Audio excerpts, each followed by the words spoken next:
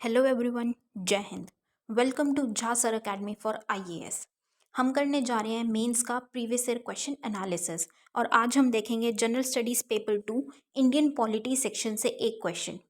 मैं उम्मीद करती हूँ गाइस आप लोगों ने इस क्वेश्चन को अटेम्प्ट किया होगा और एक बहुत अच्छा आंसर फ्रेम भी किया होगा। सो गाइज आज हम ट्राइब्यूनल्स से रिलेटेड टॉपिक को पढ़ने वाले हैं कि ट्राइब्यूनल से किस तरीके से जो ओरिजिनल कोर्ट्स की जुरिस्डिक्शन है वो हमें कम होती हुई दिखती है, कि क्या ऐसा इम्पैक्ट हमें देखने को मिलता है, ट्राइब्यूनल्स की क्या वर्किंग हमें देखने को मिलती है।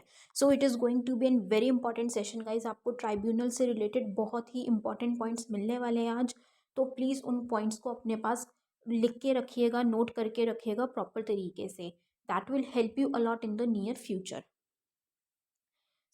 सेशन को शुरू करने से पहले गाइज, जिन भी स्टूडेंट्स ने हमारा टेलीग्राम चैनल ज्वाइन नहीं किया है वो तुरंत डिस्क्रिप्शन बॉक्स में जाइए, वहाँ पे आपको लिंक प्रोवाइडेड होगा। उस लिंक के थ्रू आप हमारे टेलीग्राम चैनल को ज्वाइन कर सकते हैं और उसका बेनिफिट आपको ये होगा कि आपको हमारी सारी की सारी पीडीएफ्स का एक्सेस मिल जाएगा जो आप लोगों के लिए अपलोड कर दी जाती हैं फ्री ऑफ कॉस्ट हमारे टेलीग्राम चैनल पे ही। लाइक करंट अफेयर्स की पीडीएफ्स हैं या फिर ये जो हम मेंस का प्रीवियस ईयर क्वेश्चन एनालिसिस करते हैं इसकी पीडीएफ्स है। और उसी के साथ साथ गाइज आपको हमारे वीडियो लेक्चर्स भी जो आप लोगों के लिए अपलोड किए जाते हैं उसका डायरेक्ट लिंक वहाँ पे प्रोवाइड हो जाता है। और गाइज़ अगर आप सीरियसली प्रिपेयर कर रहे हैं अपने एग्ज़ाम्स के लिए तो मैं कहूँगी कि आपको करंट अफेयर्स के लिए बिल्कुल भी परेशान होने की ज़रूरत नहीं है। आपको अपना टाइम, मनी, एफर्ट्स कुछ लगाने की ज़रूरत नहीं है। All you need to do is आपके लिए जो झा सर अकेडमी पे करंट अफेयर्स की वीडियो लेक्चर्स अपलोड किए जाते हैं रेगुलर बेसिस पे, आपको सिर्फ कंसिस्टेंटली और बिल्कुल रेगुलरली उनको फॉलो करना है, because that is more than enough. क्योंकि हमारे करंट अफेयर्स से बाहर का आपके एग्ज़ाम में कुछ भी पूछा नहीं जाएगा। और गाइज हमारा जीएस का भी pre plus mains batch run कर रहा है, आप उस बैच को ज़रूर ज्वाइन कीजिए। बहुत ही अच्छा बैच है, उसमें जीएस 1 2 3 4 की बिल्कुल ज़ीरो से तैयारी करवाई जा रही है। झा सर आपको खुद मेंटोर कर रहे हैं उस बैच में। और अगर आप बैच के डिटेल्स को प्रॉपर तरीके से फॉलो करेंगे या झा सर के द्वारा दी गई गाइडलाइंस को फॉलो करेंगे प्रॉपर तरीके से, तो आपका एग्ज़ाम निकलने से कोई नहीं रोक सकता गाइज। आपका सिलेक्शन पक्का है, तो ज़रूर ज्वाइन कीजिएगा इस बैच को। और हमारा मेंस का भी आंसर राइटिंग बैच रन कर रहा है, आप इस बैच को भी ज़रूर ज्वाइन कीजिए। इसमें आपको 500 प्लस क्वेश्चंस की प्रैक्टिस कराई जा रही है। हमारी एक्सपर्ट फैकल्टी हैं, वो आपकी आंसर कॉपीज़ को चेक करते हैं, मिस्टेक्स बताते हैं और इम्प्रूव करने में हेल्प करते हैं। और उसी के साथ साथ आपको हर एक क्वेश्चन के रिगार्डिंग एक सैम्पल आंसर भी दिया जाता है और साथ ही साथ वीडियो सोल्यूशन भी प्रोवाइड किया जाता है with proper explanation. So guys अगर आप सीरियसली प्रिपेयर कर रहे हैं सिविल सर्विसेज के लिए तो आप इन बैचेस को ज़रूर ज्वाइन कीजिएगा। ज्वाइन करने के लिए आप नीचे दिए गए नंबर 9713282838 पे व्हाट्सएप के थ्रू आप कोर्सेज़ की डिटेल्स ले सकते हैं और कोर्सेज़ को ज्वाइन कर सकते हैं। तो चलिए गाइज अपना आज का सेशन स्टार्ट करते हैं। हमारा क्वेश्चन है, how far do you agree with the view that tribunals curtail the jurisdiction of original courts? In view of the above, discuss the constitutional validity and competency of the tribunals in India. आप इस विचार से कहाँ तक सहमत हैं कि tribunal मूल अदालतों के अधिकार क्षेत्र में कटौती करते हैं? उपर्युक्त को ध्यान में रखते हुए भारत में न्यायाधिकरणों को की संवैधानिक वैधता और योग्यता पर चर्चा करें। सो ये question guys GS2 Indian polity section से लिया गया है और ये क्वेश्चन यूपीएससी ने 2018 में पूछा था। तो जब हम इस क्वेश्चन की बात करते हैं गाइज तो हमसे ये पूछा हुआ है कि आपको मतलब आप कितने हद तक इस बात से सहमत, आप अग्री कितना करते हैं, मतलब कितने एक्सटेंट तक आप अग्री करते हैं कि जो ट्राइब्यूनल्स हैं वो हमारी जो ओरिजिनल कोर्ट्स हमें देखने को मिलते हैं उनकी जुरिस्डिक्शन को कम करता है, उनकी कटौती करता है। मतलब कि जो ओरिजिनल कोर्ट्स हैं हमारे, हाई कोर्ट है, लाइक डिस्ट्रिक्ट कोर्ट है, हाई कोर्ट है, सुप्रीम कोर्ट है, तो उनकी जुरिस्डिक्शन को ये ट्राइब्यूनल्स किस तरीके से कम करते हैं उनके एरिया को। तो इस बात को ध्यान में रखते हुए हमें क्या करना है, ट्राइब्यूनल्स की कॉन्स्टिट्यूशनल वैलिडिटी मतलब संवैधानिक वैधता और उनकी योग्यता के बारे में बताना है कि उनकी ऐसी क्या योग्यता है, क्या उनके काम है जिसकी वजह से हमें ओरिजिनल कोर्ट्स की जुरिस्डिक्शन कम होती हुई दिखती है। कि वो मतलब जो ओरिजिनल कोर्ट्स का काम है वो उन्होंने अपने अंडर ले लिया कुछ मतलब कुछ मैटर्स में। तो हमें उसके बारे में बात करनी है, राइट। सो हमारा अप्रोच गाइज इस क्वेश्चन में ये होगी कि यहाँ पे ट्राइब्यूनल्स के बारे में, क्योंकि हमारा पॉइंट ऑफ फोकस ट्राइब्यूनल्स है बेसिकली, तो हम ट्राइब्यूनल्स के बारे में अपने इंट्रोडक्शन में बताएंगे। देन हम अपने मेन पार्ट में इसको एक्सप्लेन करेंगे कि ट्राइब्यूनल्स का क्या रोल है, क्या वो रोल प्ले करते हैं, और उस रोल के चलते किस तरीके से जो ओरिजिनल कोर्ट्स है उनकी जुरिस्डिक्शन कम हो रही है। एंड में हम कंक्लूड करते हुए अपने आंसर को फिनिश करेंगे। तो चलिए गाइस स्टार्ट करते हैं। A tribunal is a quasi-judicial body established by an act of parliament or state legislature under Article 323A or 323B to resolve disputes that are brought before it. मतलब क्या है? Tribunal एक quasi judicial body है, जो एक constitutional body नहीं है। ये एक पार्लियामेंट के या स्टेट लेजिस्लेचर के एक्ट के थ्रू बनाई गई है, जिससे इसको कौन से आर्टिकल में इंसर्ट किया गया है, किस आर्टिकल के अंडर रखे गए हैं ये 323 323A और 323B के अंडर रखे गए हैं। किस चीज़ के लिए? कि जो भी डिस्प्यूट्स हैं वो उन डिस्प्यूट्स को रिजॉल्व करे। जैसे कि एडमिनिस्ट्रेशन के मैटर्स है तो एडमिनिस्ट्रेटिव मैटर्स से रिलेटेड, उनकी रिक्रूटमेंट है या कोई भी कॉन्फ्लिक्ट्स है उससे रिलेटेड वो वहाँ पे अपनी जजमेंट दे सके, डिसीजंस ले सकें, उसके लिए एक क्वाजी जुडिशियल बॉडी बनाई गई है tribunals. It is not a court of law but enjoys some of the parts of a civil court like issuing summons and allowing witnesses to give evidence. अब ये जैसे कि हमें कोर्ट ऑफ लॉ देखने को मिलते हैं कि जैसे हाई कोर्ट्स हैं, सुप्रीम कोर्ट्स हैं, तो ये उस तरीके से कोर्ट ऑफ लॉ हमें नहीं देखने को मिलता है। लेकिन उसके बावजूद उसको क्या मिलता है, कुछ ऐसी पावर्स है सिविल कोर्ट की जो उसके पास हमें मिलती हैं, ट्राइब्यूनल्स के पास ऐसी पावर्स दी गई हैं। फॉर एग्जाम्पल इशूइंग समन्स, ठीक है, वो दी गई हैं, मतलब समन इशू कर देना, और विटनेसेस जो गवाह होते हैं उनके एविडेंस को अलाउ करना कि वो अपनी गवाही दे दें, आके वो कुछ अपने सबूत पेश कर दें। तो इस तरीके की कुछ सिविल कोर्ट्स की पावर है जो ट्राइब्यूनल्स को दी गई हैं, बट एक्चुअल में वो एक कोर्ट ऑफ लॉ नहीं है प्रॉपर तरीके से, right. So tribunals curtailing jurisdiction of ordinary courts की जो बात की गई थी कि भाई वो जो ओरिजिनल कोर्ट्स हैं, ऑर्डिनरी कोर्ट्स हैं, उनका जो एरिया है, उनका दायरा है डिसीजन लेने का, जजमेंट देने का, उसको वो कहीं ना कहीं कम कर रहा है, कटौती कर रहा है उसकी। तो उसके बारे में हम बात करेंगे कि किस तरीके से हम कितना अग्री करते हैं उस चीज़ से, कितने लेवल तक, एक्सटेंट तक हमें वो बताना है अब हमें। So first is tribunal being a quasi-judicial body goes against the doctrine of separation of powers and allows dilution of judicial mechanism, the exclusive arena of ordinary courts. अब क्या चीज़ है ये जो ट्राइब्यूनल है, ये हमने बात की क्या है, ये क्वाजी जुडिशियल बॉडी है जो एक एक्ट के थ्रू बनाई गई है, ठीक है। तो ये जो सेपरेशन ऑफ पावर्स है उसके अगेंस्ट जाती है, क्योंकि ये उसी की क्या हो गया कि अब ये जो ट्राइब्यूनल्स हैं ये भी क्या है, डिसीजन ही तो लेती हैं, जहाँ पे अगर कोई कॉन्फ्लिक्टिंग सिचुएशन है या कोई कॉन्फ्लिक्ट्स हो रहे हैं तो उसके बारे में डिसीजन लेने के लिए है। तो क्या हो रहा है कि जो एक्चुअल में जुडिशियल मैकेनिज्म है, जो हमें जुडिशरी देखने को मिलती है, वहाँ पे ये थोड़ा सा एंटर कर रहा है। तो वो जो एक प्रॉपर सेपरेशन हमें देखने को मिलती है पावर की, जुडिशरी की प्रॉपर सेपरेशन है, वो हमें थोड़ा सा उसको वॉयलेट कर रहा है, वो हमें उसके अगेंस्ट देखने को मिल रहा है ये ट्राइब्यूनल्स, क्योंकि ये उनकी जुरिस्डिक्शन को थोड़ा सा ले रहा है। तो उसमें हमें बेसिकली क्या है कि जुडिशरी के कुछ एस्पेक्ट में एंटर करता हुआ दिख रहा है ट्राइब्यूनल्स का एरिया, ठीक है। तो इसकी वजह से क्या हो रहा है कि भाई उनकी ही जुरिस्डिक्शन में वो एंटर कर रहा है, तो ना तो सेपरेशन ऑफ पावर हो रहा, और जो उनका एरिया है ऑर्डिनरी कोर्ट्स का, ये उसमें भी एंटर कर रहा है। इसीलिए तो जो काम ऑर्डिनरी कोर्ट्स करते हैं, ओरिजिनल कोर्ट्स, वो कुछ काम अब ट्राइब्यूनल भी कर रहे हैं, तो इसीलिए उनकी जो जुरिस्डिक्शन है वो कम हो रही है, राइट।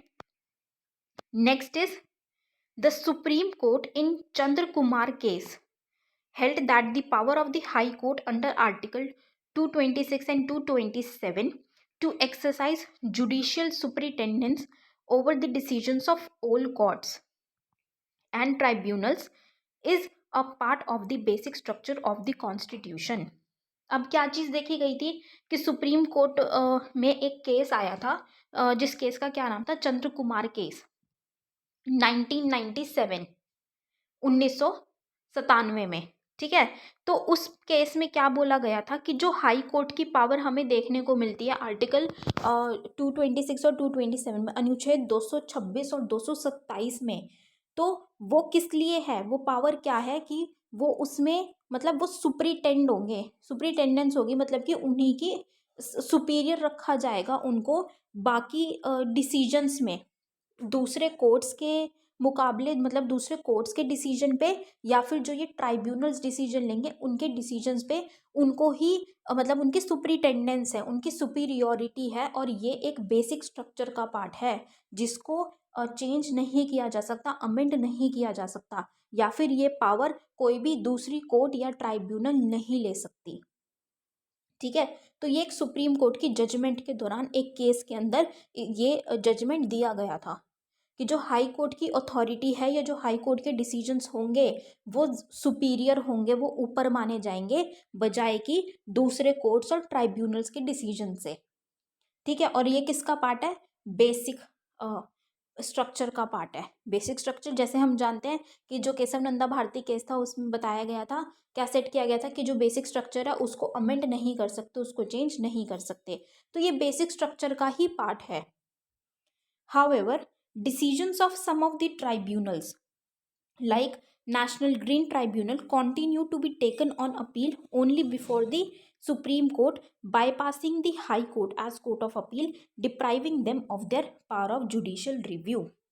लेकिन क्या हमें देखने को मिल रहा है, अब क्या चीज़ है कि भाई हाई कोर्ट के डिसीजन सुपीरियर होंगे।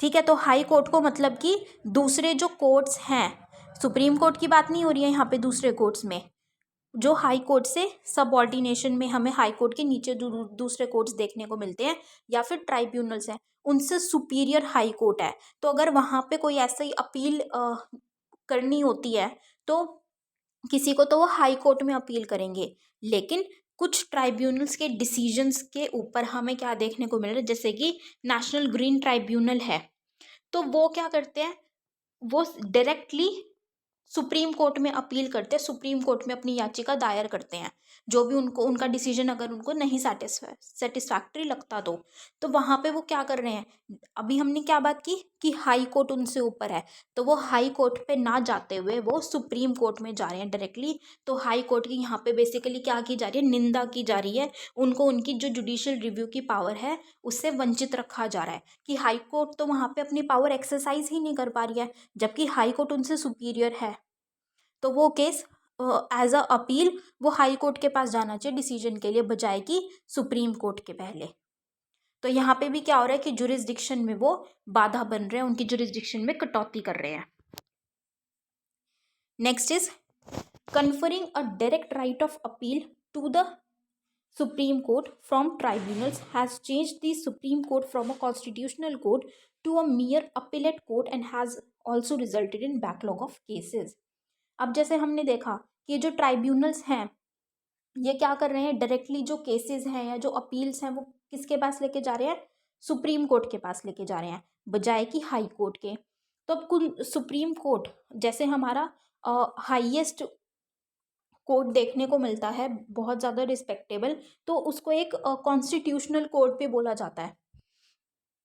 तो इन रीजंस की वजह से कि वो डायरेक्टली सुप्रीम कोर्ट को अप्रोच कर रहे हैं, तो वो सुप्रीम कोर्ट कॉन्स्टिट्यूशनल कोर्ट की बजाय क्या बनता जा रहा है, एक अपीलेट कोर्ट बनता जा रहा है, मतलब अपील करने का कोर्ट, क्योंकि डायरेक्टली अपील्स वहीं पे की जा रही हैं। तो जिसकी वजह से क्या हो रहा है, बैकलॉग बढ़ता जा रहा है, बहुत ज़्यादा बैकलॉग बढ़ता जा रहा है केसेस का, और किसी का निपटारा नहीं हो रहा, कोई भी डिसीजन प्रॉपर तरीके से लिया ही नहीं जा रहा टाइमली मैनर में। Next is appeals from Supreme Court would require Supreme Court to deal with the finer nuances of disputes under specialized areas of law from afresh. This is not ideal for a court of last resort. अब क्या चीज़ हो रही है, ये जो एक hierarchy तौर पे बनाया गया है, ये क्यों बनाया गया है कि अगर मान लीजिए हम डिस्ट्रिक्ट कोर्ट में जाते हैं, वहाँ पे हमने एक केस चल रहा है, जो डिसीजन आया अगर हम उससे सेटिस्फाई नहीं है तो हम अपील करते हैं हाई कोर्ट में, फिर वहाँ का अगर डिसीजन हमें सेटिस्फाई नहीं होता तब हम सुप्रीम कोर्ट में जाते हैं। तो ये क्यों बनाया गया है, क्योंकि वो हाईएस्ट अथॉरिटी कोर्ट है, हाईएस्ट कोर्ट है, वहाँ पे इतना ज़्यादा ना ही बैकलॉग और ना ही मेयर ऐसे केसेस जाएं। ठीक है, लेकिन अब जैसे डायरेक्ट केसेस जा रहे हैं तो उसकी वजह से क्या हो रहा है, फ्रेश ही तो केसेस जा रहे हैं, नीचे लेवल पे हाई कोर्ट पे तो वो जा ही नहीं रहा, जिसकी वजह से जो उसकी एक आइडियल पोजीशन है सुप्रीम कोर्ट भी, वो भी हनन हो रही है उसका भी, हमें वो सुप्रीम कोर्ट की आइडियल पोजीशन पे भी हमें थोड़ा सा मतलब कम होती हुई देखने को मिल रही है। क्योंकि क्या है, जैसे हम बोलते हैं ना आरबीआई को लेंडर ऑफ लास्ट रिजोर्ट, तो ऐसे ही सुप्रीम कोर्ट किसके लिए माना जाता है, कोर्ट ऑफ लास्ट रिजॉर्ट। लेकिन इसको चेंज करके क्या बनाया जा रहा है, फर्स्ट रिजॉर्ट पे ही बना दिया, क्योंकि डायरेक्टली वहीं पे अपील किया जा रहा है। तो बेसिकली सुप्रीम कोर्ट की भी जो जुरिस्डिक्शन है और जो उनका काम है उसमें भी कटौती हो रही है कहीं ना कहीं, क्योंकि उसमें बेसिकली इंटरफेयर किया जा रहा है, बेफालतू में इंटरफेयर हो रहा है। और हाई कोर्ट का तो हो ही रहा है, क्योंकि वहाँ पे जो जाना चाहिए केसेस वो उनके पास लेके ही नहीं जाए जा रहे हैं, राइट। तो ये रीजंस हैं जिसकी वजह से ट्राइब्यूनल्स उनकी जुरिस्डिक्शन में कटौती कर रहे हैं, हमें देखने को मिल रही है ओरिजिनल कोर्ट्स की जुरिस्डिक्शन कम हो रही है या उनमें इंटरफेरेंस हमें बढ़ती हुई देखने को मिल रही है। अब हमारा जो नेक्स्ट पार्ट था क्वेश्चन का कि ये जो ट्राइब्यूनल्स हैं ये कितने कॉम्पिटेंट है और कितनी इनकी कॉन्स्टिट्यूशनल वैलिडिटी है, तो हम उसके बारे में बताएंगे। Tribunals are dependent for appointment, tenure, funding, infrastructure, and mode of removal on the executive, the largest litigant in the country। अब ट्राइब्यूनल्स किसके लिए बनाए गए थे, बेसिकली जैसे मैंने बताया, जैसे कि एडमिनिस्ट्रेटिव मैटर्स को सॉल्व करने के लिए, तो उनका अपॉइंटमेंट है, उनकी टेन्योर है, उनका जो फंडिंग होगा या इंफ्रास्ट्रक्चर या कुछ भी चीज़ें हैं या उनका रिमूवल है, तो उसके रिगार्डिंग जो भी मैटर्स होते हैं, जो भी डिस्प्यूट्स होते हैं, वो सारे कौन देखते हैं, ट्राइब्यूनल्स देखती है।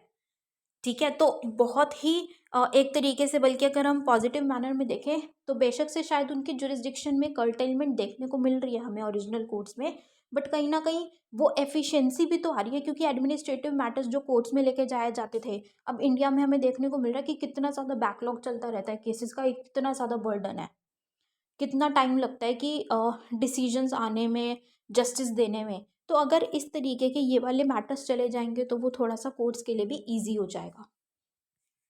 This creates a conflict of interest situation, putting a question mark over their independence. However, tribunals play significant role in flowing ways.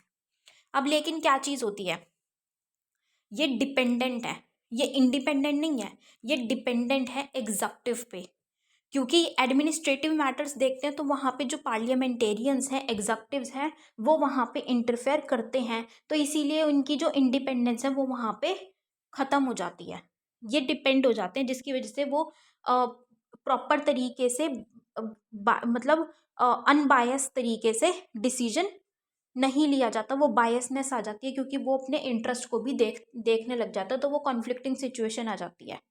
लेकिन उसके बावजूद ट्राइब्यूनल्स एक बहुत महत्वपूर्ण रोल प्ले करते हैं, जिसके बारे में हम बात करेंगे।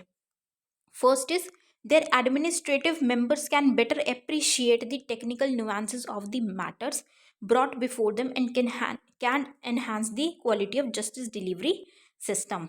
कि जो उसके एडमिनिस्ट्रेटिव मेंबर्स हमें, मतलब जो ट्राइब्यूनल में हमें मेंबर्स देखने को मिलते हैं, तो जो उनकी टेक्निकल एक्सपर्टाइज है वो उससे मैटर्स को प्रॉपर तरीके से सॉल्व कर सकते हैं, जिससे कि जो जस्टिस डिलीवरी सिस्टम हमें देखने को मिलता है उसकी क्वालिटी बहुत ज़्यादा इम्प्रूव हो जाएगी, अच्छी हो जाएगी।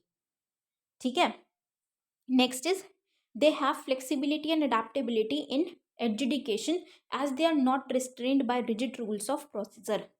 कि अब जो उनको डिसीजन लेना है, जो भी कार्रवाई उनको करनी है, उसमें वो फ्लेक्सिबल है, वो अपने आप को सर्कमस्टांसिस के अकॉर्डिंग या टाइम के अकॉर्डिंग, सिचुएशंस के अकॉर्डिंग अपने आप को अडेप्ट कर सकते हैं, क्योंकि वो कोई कुछ ऐसा बहुत ज़्यादा स्ट्रिक्ट रिजिड ऐसा कोई प्रोसीजर नहीं है। ऐसी कोई प्रक्रिया नहीं है जो उन्हें फॉलो करनी पड़ती है, कोई रूल्स नहीं है उनके लिए बहुत ज़्यादा स्ट्रिक्ट। तो वो अपने अकॉर्डिंग, सिचुएशन के अकॉर्डिंग वो रूलिंग कर सकते हैं, वो वहाँ पे कार्रवाई कर सकते हैं।